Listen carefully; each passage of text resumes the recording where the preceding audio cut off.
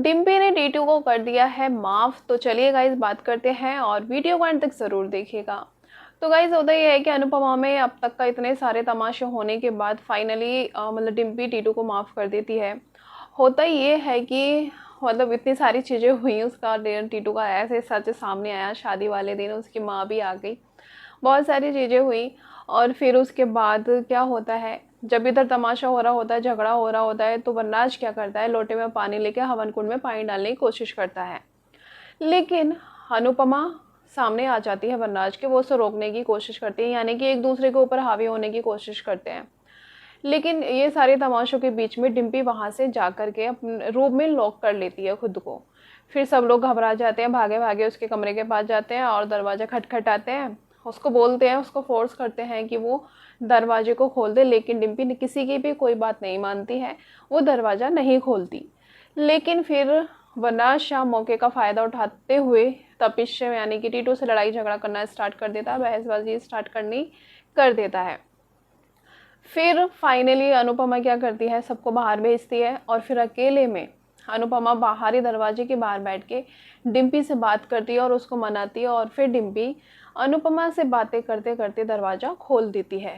और फिर अनुपमा डिम्पी को मतलब बाहर लेकर आके मंडप के पास लेकर के आ जाती है। और फिर उसके बाद डिम्पी अपना फैसला सुनाती है। वो कहती है कि मैं मानती हूँ कि टीटू ने मतलब मेरे भरोसे को तोड़ा है। उसने मुझे काफ़ी टाइम से मतलब बताने की तो कोशिश कर रहा था, लेकिन वो नहीं, ऐसा मौका नहीं मिला कि वो बता नहीं पाया।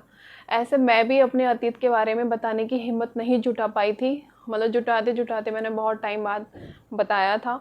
ऐसा ही टीटू के साथ हुआ होगा, उसने एक विधवा को और मेरे बच्चे को अपनाने के लिए इतनी हिम्मत मतलब दिखाई है, तो मैं क्यों नहीं कर सकती। इतना अच्छा लाइफ पार्टनर है तो मैं टीटू को माफ़ करती हूँ और मैं शादी करने के लिए भी उससे अभी भी तैयार हूँ।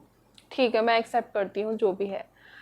तो गाइज़ यहाँ टीटू खुश हो जाता है डिम्पी की ये बात सुन करके। लेकिन वनराज शाह, वो तो अपनी शाहगिरी में रहता है, वो तो मानता ही नहीं है, वो तो मना ही करता है। तो फिर इधर अनुपमा भी मतलब समझाती है सबको। फिर डिम्पी की बात सुन के वनराज कहता है कि तुम पागल हो गई हो डिम्पी, को सोच समझ के फैसला लो, समाज क्या कहेगा।